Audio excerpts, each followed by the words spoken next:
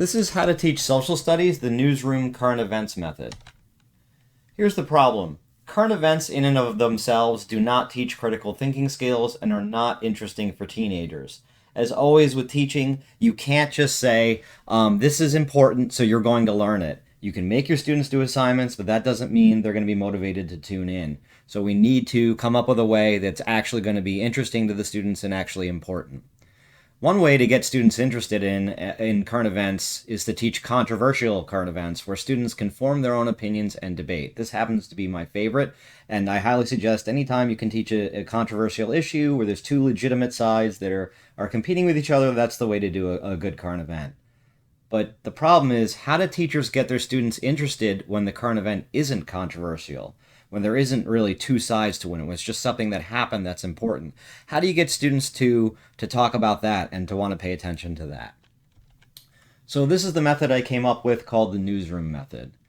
Number one, in a PowerPoint or Google Slides, write a short summary of each current event you would like the students to learn about with each story on a separate slide. Number two, secretly assign each student one of the stories that they are pretending they researched and want to win. They're like a newsroom reporter.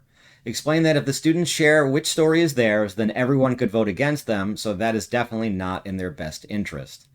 Number three, place students in a group size where the number of stories equals the number of students.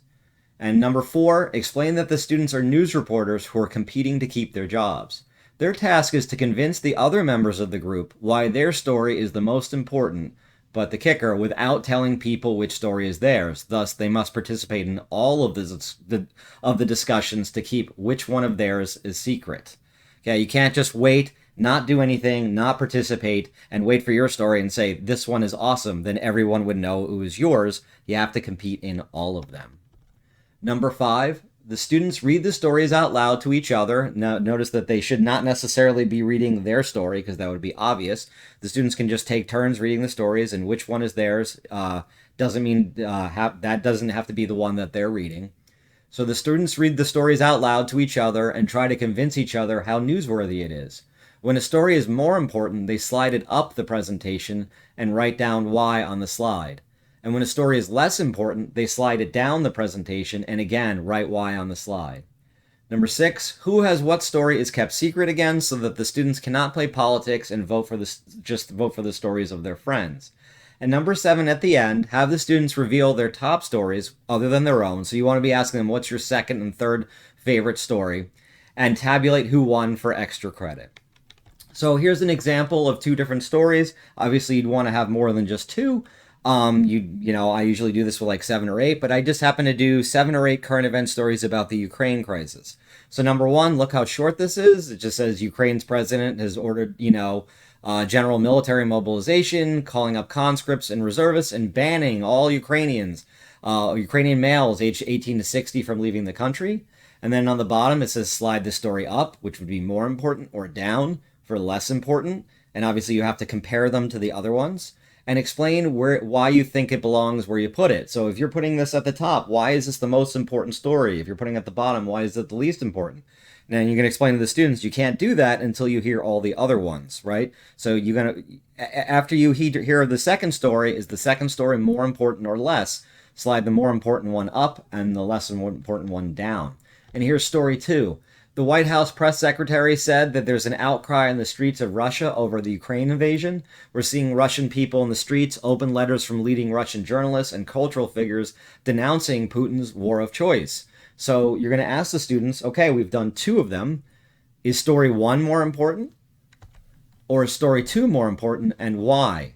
All right, and of course, the person who has story 1 has to argue that it's more important to the other students without letting everybody know that this was their story. So they're going to want to defend several stories, but they're going to want to try to slip in that this is the most important one. Or is story 2 the most important? And whoever is story 2 is going to do the same thing. So what are the benefits of this model? Number 1, critical thinking. Students have to make subjective judgments about why one story is more or less important than the others. It's not just, here's what happened, it's important, memorize it, because students don't really do that. It's number 2, it's student-centered. There's little teacher talk. As a matter of fact, when I do this lesson, I talk almost not at all. And the competition means that students have skin in the game and want to learn to win. They really need to know what the other stories are. and they really want to, they have skin in the game. They really want to compete with each other in order to, or learn what's going on in order to win. And finally, student accountability. Students need each other's votes, so they will tell each other to pay attention. If a student stops paying attention, whoever's story it is going to say, "Hey, I need you to learn what's going on here, and I really need your vote." So the students tend to monitor and discipline each other.